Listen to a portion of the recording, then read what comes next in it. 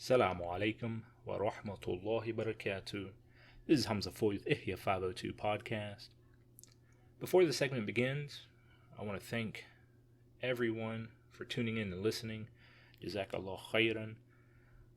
We currently stream on the following platforms: on YouTube, on Spotify, and now on Apple Podcasts. We wanted to expand our platforms to include Apple Podcasts to make it easier for Apple users to access, download, and listen to the podcast. We also maintain an email newsletter through Substack, and we do maintain a WhatsApp group. Both the email newsletter and the WhatsApp group are ways for us to share upcoming events for the Louisville Muslim community, job and career opportunities, and other programs and assistance that may be relevant to you or to those that you know. If you want to be added to the email newsletter, say you might be a Muslim professional where email is something that you commonly use, or if you want to be added to the WhatsApp group, please contact us and we will gladly add you to either of those communication channels. If you know of anybody who could use this kind of pertinent, relevant, and important information that we do share through the email newsletter or through the WhatsApp, once again, get them in contact with me. I'll gladly add them. Do want to make it clear, specifically for the WhatsApp group, chat is disabled. You don't have to worry. There's not going to be spam, anything like that. And now here's our episode of Ihya 502. Mishkat and I are here discussing the book, The Hero with 1,000 Faces by Joseph Campbell in this episode of Reading Between the Lines. To introduce the book and the author, and then we'll dive into the contents. Joseph Campbell, he is a scholar on world mythology, and most of his works span through like the mid 1900s. And in this book, The Hero with 1,000 Faces, he dives into the concept of, he has a word for it, the monomyth. But it's basically his thesis explaining why and how so many stories across the world, so many mythologies on different continents, end up, when you actually line them up, there's a lot of parallels. And so he dives into the structure of this monomyth, or kind of this basic mythological narrative structure. And in this book he gives a lot of examples from different cultures of all of these stories have common parts to them. And he also dives a little bit into how is it that all of these different cultures spread across Earth would have so many commonalities. So I've read this book years ago, when I was, I think, like a freshman in college, and then Mishkat, you recently finished it. So do you have any first impressions before we kind of dig deep? Yeah, so I'll be honest, it was really hard for me to get into it. It was just like really tough because, aside from the table of contents, the writing is just, it's very flowery. We talked about this. The writing is just, it's so flowery. It's like he used a thesaurus for every single word. So every other word is like this, 15-letter, word that we just don't use in normal conversation. But I will say, the more I got into it, the more So I'm a big like fiction. You know, I love fiction and I love reading novels and especially fantasy. Mm-hmm. And so I started thinking about all these books that I've read, Mm-hmm. and they fit into his outline. Yeah. You know, and so I don't know. For me, the book was like a very pleasant reminder of everything that I had read so far and how it was structured. Like Mm-hmm. that's kind of what endeared me to it. The more I read and the more like I was like, "Oh, this is like what happened in this book and it's the same thing and that's what happened to this poor guy." Yeah. You know. So I got into it by the end of reading about the monomyth, yeah. Mm. So I'm gonna kind of lay out in very general terms uh, the monomyth, kind of explain it for listeners. So Campbell, he goes in, once again, he studied mythologies across, the globe, and he found that in many of these mythologies, they either follow this track, and he describes it as like the hero's journey. And so this is broken down into kind of like a separation stage where the heroes separating themselves from the mundane world in order to, do something that is profound. And then initiation, which is, there's these certain trials that the hero faces, and these trials, they're intended to make him a better person to achieve his goal, and then he returns to society, typically with some sort of benefit or some sort of, in English we say boon, boon. It's basically like any object of benefit that can benefit the people. So, for example, in Greek mythology, you've got Prometheus. He goes up to Mount Olympus, brings down fire to help the people. Now, Campbell, he writes from like a secular perspective. So all of these mythologies are, they're false. They're just concocted. But he gets into talking about how is it that so many people across the globe, and especially like we're talking ancient civilizations, unless they were right next to each other, they really didn't have any contact. Mm-hmm. So, for example, how are the Mayans' stories sounding so much like the Egyptians, sounding so much like the Chinese? Mm-hmm. And he gets into this a little bit, and I tend to look at this from like the Islamic perspective. What he basically says is that these stories follow something common in all of us psychologically. Yeah.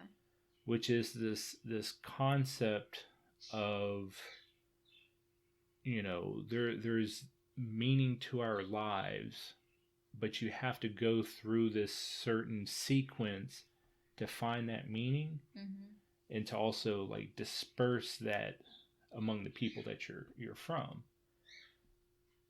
And for me, I find that very fascinating, this idea that innate in all of us, we have this drive. And in Islam, we would almost compare this to like the fitrah, which is like kind of like our original state before being influenced in any kind of way, which is, we obviously, yes, we want to like seek Allah, but it's also like seek Allah's pleasure through, making something out of ourselves to benefit others. And it's the psychological part of Campbell's thesis that has always captivated me, because it's like you reread like even books that, once again, I think some people, they think mythology, they think, oh, like religious stories, and it's like no, because even you have like classics like Gulliver's Travels, even like you love Jules Verne, and it's like it also you see similarities in like how the classical authors wrote their classics and like how some of these ancient mythologies play out. And for me, it's you know, always captivating, because like you read Joseph Campbell's book and then you start thinking about the previous books you read, right? That's and it's like it's zany, because it's like, you know, they all fit into the template exactly in one way or the other. It doesn't matter if your hero is, you know, an inanimate object, like, you know, if the book is not about a person, that whatever that thing is that you're writing about becomes the hero. I think it's interesting, you know, what you mentioned psychologically. I kind of got a different impression from it, which was, you know, you're saying, rightly so, that all of these different stories from these different parts of the world, these mythologies, they all follow this same pattern that he's outlining. You know, and so I think to me that's more of an indication of like how there's a certain point where our imaginations just have to stop. You know, it's like there's a certain point where storytelling, we can't make it any more than that. There's a certain point where it has to follow that pattern, you know, no matter what story it is that you're telling. And I think that that's and also I think that, you know, psychologically we make up stories like this, or we like to read stories like this of, you know, the hero's journey, because we would like to think of ourselves going on that journey, you know, and we can't sometimes we can't all have a journey like that. So that's like our vicarious way to feel that journey that the hero's going on. But you touched on something, which is, you know, the people that are, you know, either listening or reading these stories, they want to go on this journey. Now, I don't think the people listening or reading to these mythologies were naive enough to pretend to be Hercules. But it's almost like, because that's the thing, is part of this hero's journey, you know, the first phase is like this kind of like separation, where it's like you have to separate yourself from like the monotony and the mundane world in order to idealize like a better you. And maybe I'm reading too much into this, but I think that these stories throughout civilization, these stories are intended to like encourage us to, you know, in a way, kind of like make your, you know, write your own journey. Like obviously it's not going to be as highfalutin and as, you know, kind of out of this world as some of these mythologies, but it's like, what can you do, you know, with your present self to actualize, like, you know, an improved person. Because that's the thing, like when I was young, you know, and I would read these mythologies, for example, you know, growing up, I read a lot of like Greek mythology and Roman mythology. Yeah, they're very like, you know, far out there, and, you know, they're interesting because how weird they are. Yeah. But see, that's the thing, is like people get caught up in like literally reading it and saying, well, you know, so for example, the myth of Sisyphus.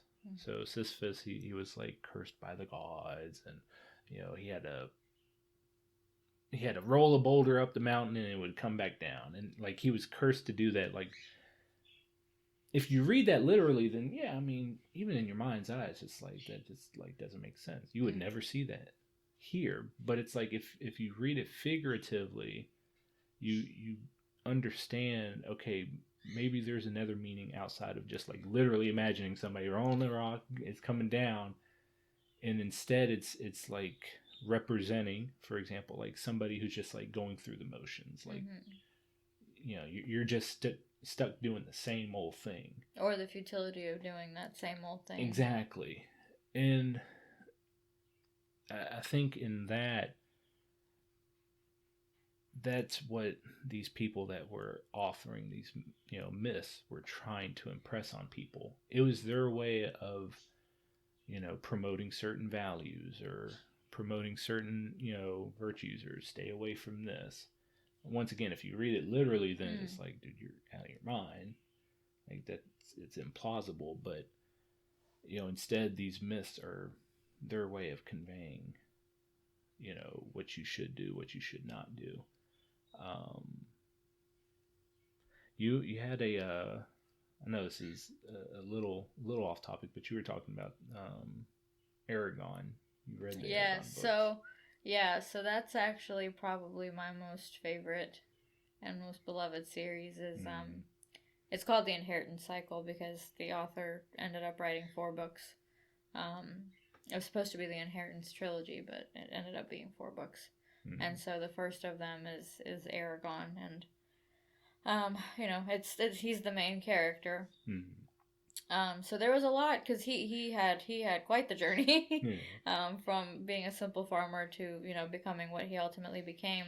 I think the one part of this book, this Joseph Campbell Hero of a Thousand Faces book that really resonated. So there's a chapter in here, during the trials, right? So the hero has separated from society. He's begun his initiation into the other world. And so now he's facing all his trials. And in the course of those trials, he discovers his own mettle, right? He discovers his own innate self. Like, he discovers his good, he discovers his bad, and he realizes that the good and the bad are within the same person. So he can either, accept the bad with the good, or he can be swallowed by it. And so in the Aragon series, which I encourage everybody to read, the first book is definitely geared towards young adults, but the writing grows with its audience and complexity as the audience initially grew older. So there's a concept in the Aragon books, which is the true name of someone. So, I mean, it's a fantasy, it's a fantasy series, so there's gotta be magic.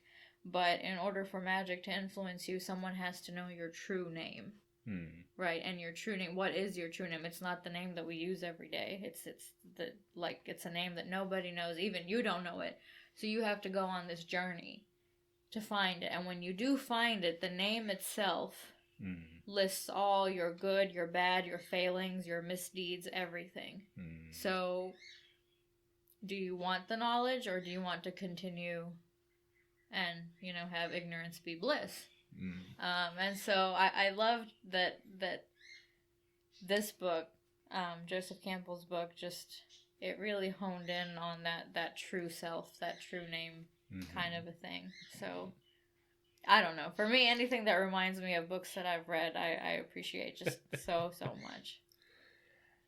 And see, I know, like, for some people it's they're anathema to reading fiction.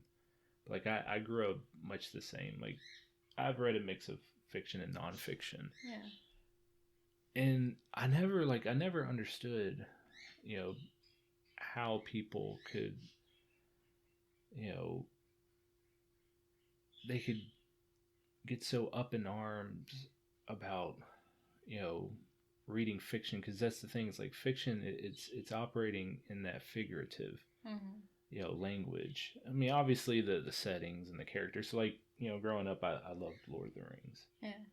I know Lord of the Rings is a little dense for some people to read, but I loved Lord of the Rings because, once again, don't get caught up once again in, like, the settings and the fantasy creatures and stuff. It's like that's not the important stuff. What it was Tolkien writing about, the eventual, like, overcoming, evil with good. Like, that's the whole, like, story arc if you actually get into like the dialogue and the characters and what are the motives of the characters, that was what interested me so much, is like Tolkien talking about morality through his book. A lot of people don't realize, but Tolkien, he, if I'm not mistaken, he served in like World War One, which well, I don't think, I know some people are kind of, they're not fond of history, but if you go back and read the kind of like psychological toll that took on people at that time, right, going through World War One, a lot of the authors at that time, in that time period, so we're talking Tolkien, C.S. Lewis, Hemingway, they were all expressing like, we should never do this again. Obviously, unfortunately, we did World War II, but very soon after, they were just like, this is Majnun. Like, what we're doing is we're just killing each other. We're tearing down civilization. We're making the world less secure. And so these writers, especially the fiction writers, they were coming out, and because the public, they gravitate more towards like fiction, towards novels, and it's like it's in those books that you can influence people for good or for bad. And so, when they were writing, once again, they're following this model of like a hero's journey. So how do you apply that like in their time? It's like, can you be the hero to help prevent us from going back and fighting so we again? learn from your mistakes. And I think, I want to clarify, especially for the listeners, it's Campbell uses the word hero. I don't think people should get caught up in that word. It's not like, oh, there's going to be one single good person that's just going to save everything. No. But it's like, how can you actualize yourself in being the best person that you can be? Because we're all in, different communities, different circumstances, but how can we be the best versions of ourselves to positively impact those around us, And going back to that, I think that's what, these mythological stories and even like these classics were trying to teach us, was, what are the virtues we should keep? What are the values that, we should embrace? And because that's the thing, is the end of the hero's journey is he comes back to his people and he's giving something of benefit. I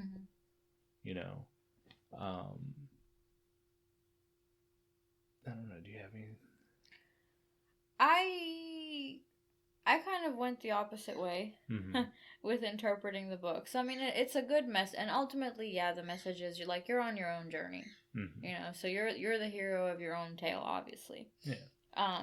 But I think that for Campbell, a hero was already somebody with like innate specialness. He was somebody who was considered to be almost a demigod, essentially. Or he had something of value. He was given some very special trinket when he was born or she was born. Yeah. Or, their place in society. They're a king, they're a queen, So I think what that shows is you have this person who is this incredibly special person already. Maybe not, who knows. And yet they're still going to have to go through the same trial and tribulation as a person who is not considered to be so special, not considered to be so innately different than all the rest of us. So it's there's almost an inevitability to it. To this outline of separation, initiation, return. And so I was reading, you had told me so many authors had been so influenced by this book, and so I think I mentioned to you already, I was reading, about some of those authors and their viewpoints on this book. Yeah. I did my research. And so I read about something that Neil Gaiman had said. So Neil Gaiman, you know, he's an author, novelist, you know, comics, all that stuff. And so he said, I started to read Joseph Campbell's Hero with a Thousand Faces, and then I stopped because I did not want to fall into that pattern. I did not want to fall into that inevitability of, you know, leaving, trials, returning. But the stories do. Yeah. But the stories do. And it's interesting what you mentioned about, you know, our innate ability or our innate drive should be to make something better than it was, right? So for the for morality, right, to supersede over everything else. And it's you know, it's like I'm trying to think of a story or a myth that I've read where evil prevailed and that was it. Yeah. I'm trying hard to think of a story where it's like, oh nope, the bad guy won, the hero's dead, bye. Or the hero could die, but his boon would live on. Yeah. His benefit would live on. And I cannot think of a story where it's just, nope, there's only evil, that's it. And see, you know, you get into like a lot of like modern fiction. Not a lot, a number of like modern fiction, and I will confess, I have not. I haven't either, because they break from that, because they'll do stuff like that, because it's, you know, pushing new ground, and it's like.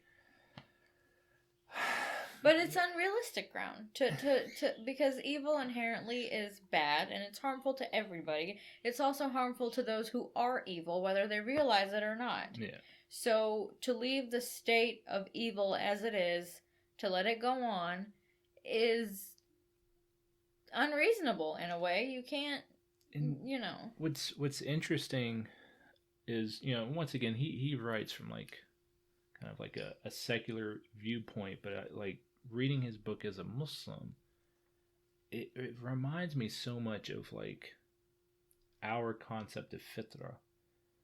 You know, for those who don't know, fitrah is kind of like our original state upon birth.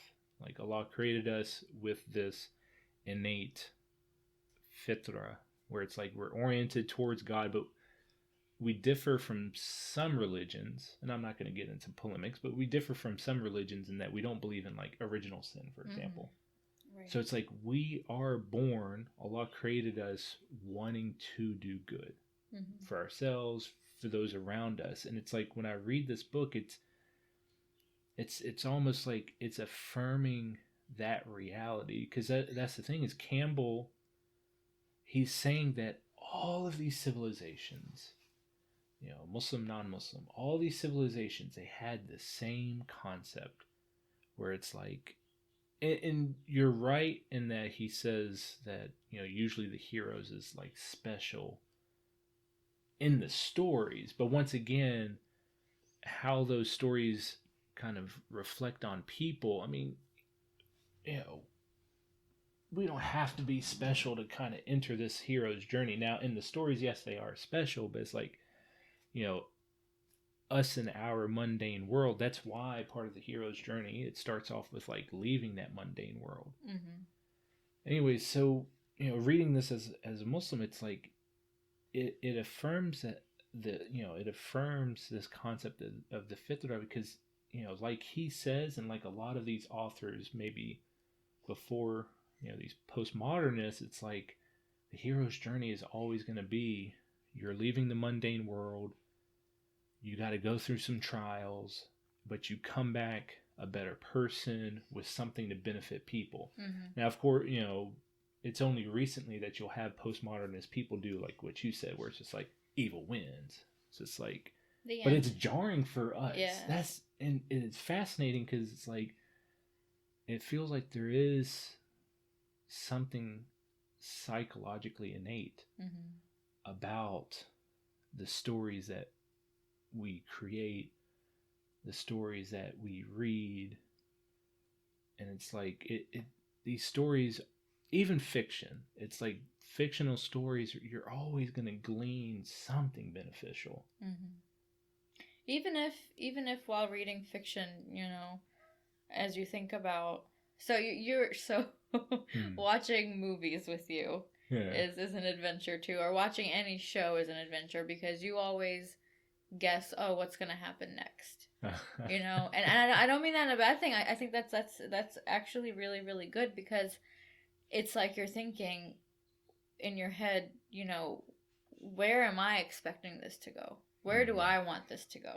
Mm-hmm. Where can I make this go? If it's your own story, where can I make this go? So when you're reading a book, or you're listening to something, and you don't know the ending, you don't know what's going to happen next, but your mind starts thinking, well, here's what could happen next. Mm-hmm. So the next time you read a book, any book, whether it's, a fiction novel, if it's a history book about something that you don't know, an event that happened that you don't know anything about, when your mind starts to go down that route of, well, here's what I think's going to happen next, here's what could happen next, think about that itself. Think about what you think is going to happen next. And I think that will probably, if you dive into that, I think that will probably tell a lot of people a lot of things about themselves, honestly.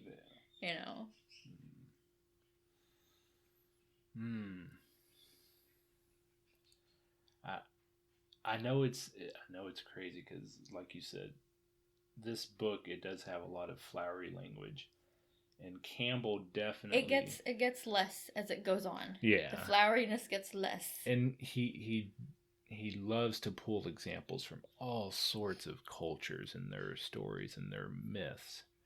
But I definitely I recommend people read this book. It is definitely it's definitely fascinating.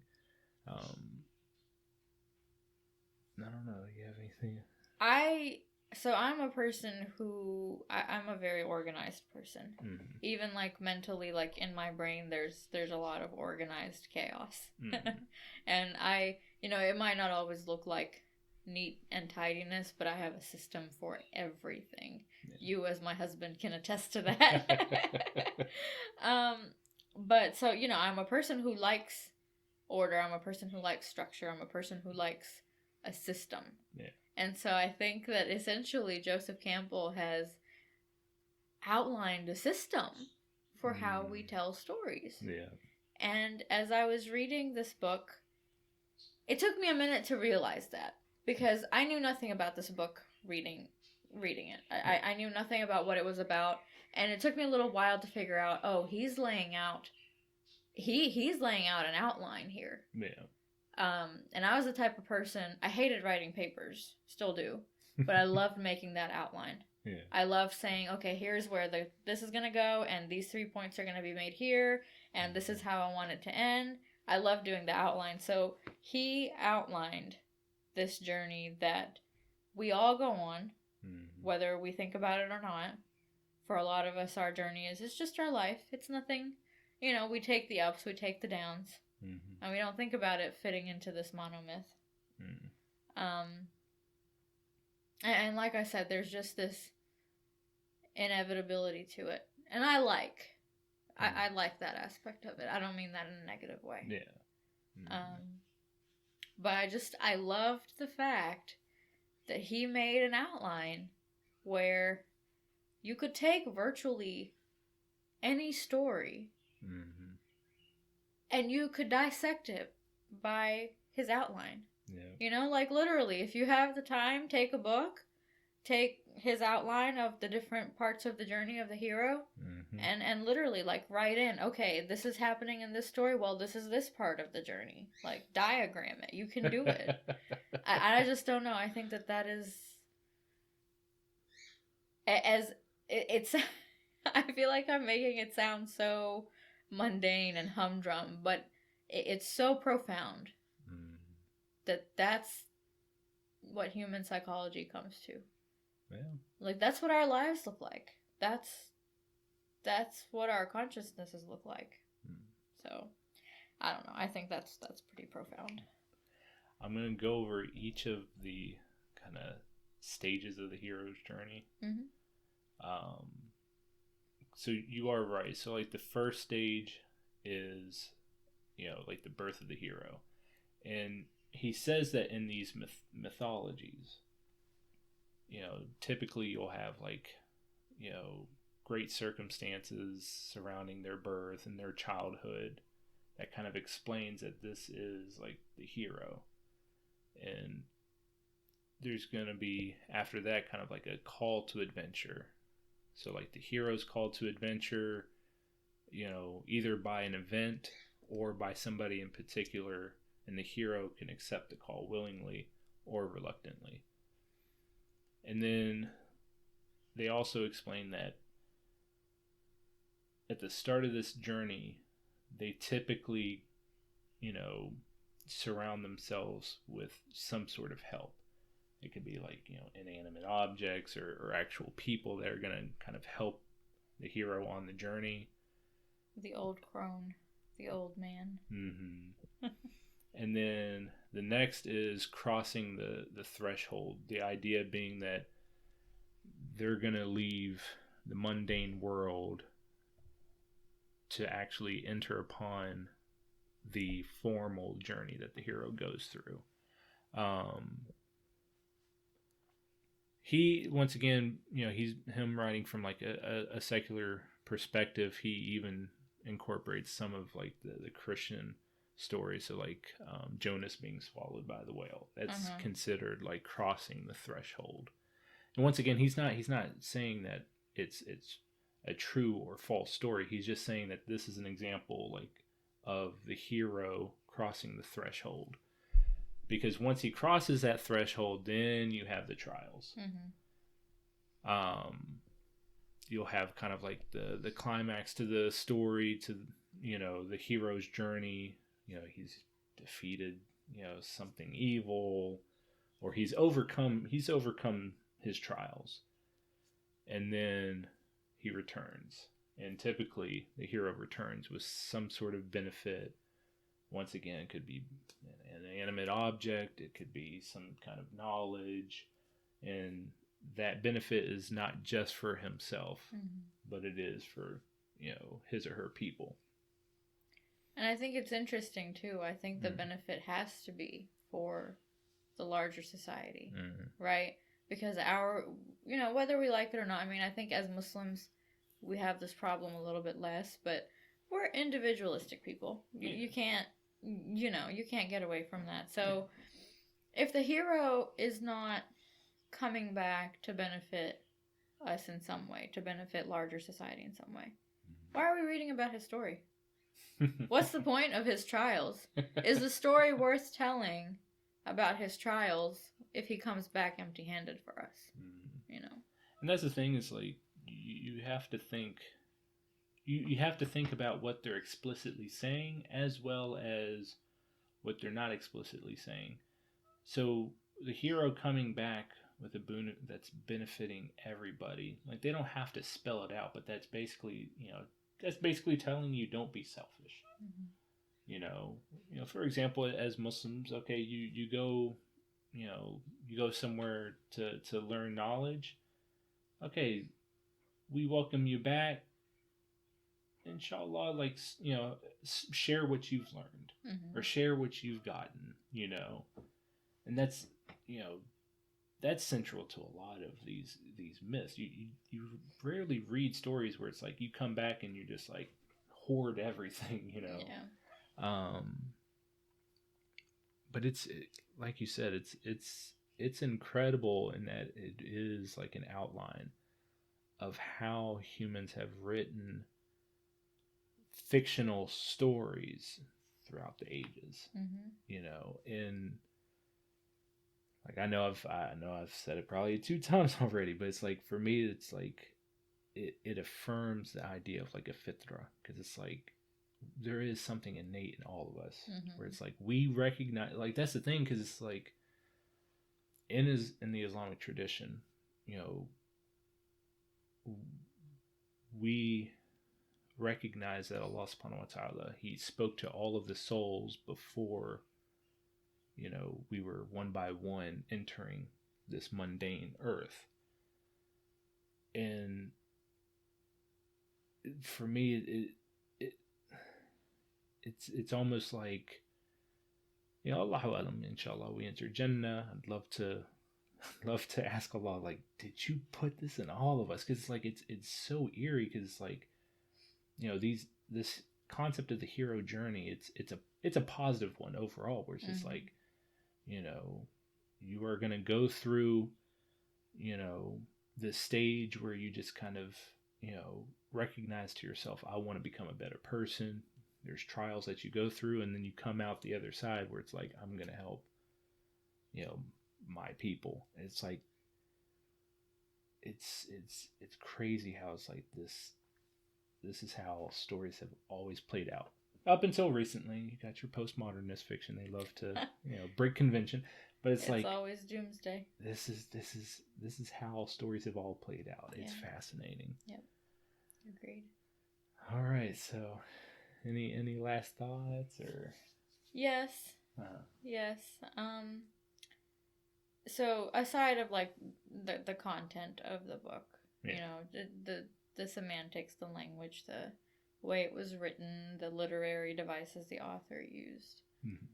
I don't know. This book just made me realize how much I love to read. And I was talking to you about this. There are very, very few things in life that bring me personally the joy and the peace that reading brings me. More than like listening to something. Yeah. Reading the written word at my own pace, having the ability to go back and reread it as many times as I want.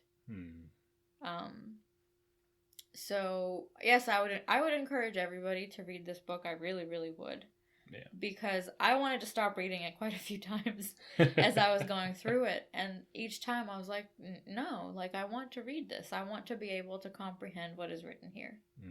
And I did, and I'm glad I did, because it taught me a lot. I'm not as figurative as maybe you. I don't know. I don't always get the meta. I'm a very literal person. I am. That's just my nature. Like I'm very, this is face value. This is what you're showing me.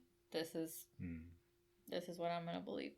So, for me, it took a little bit to dive down into, the intangible, but I got there. And so, I don't know. I guess this is my boon to you. Please read. I don't know. Find something that you like, anything, whether it's history, it's fiction, nonfiction, mystery, whatever. Find something that you can sit there and read about and finish from beginning to end. And there's only one book in my entire life that I was not able to finish, and I refused to start it again. It was Huckleberry Finn, and I cannot do it. I just cannot. But yes, that's all I've got to say. Please read. Wise words. All right. Jazakallah khairan. That's all for this episode of Reading Between the Lines. Like, follow, and share. Thank you.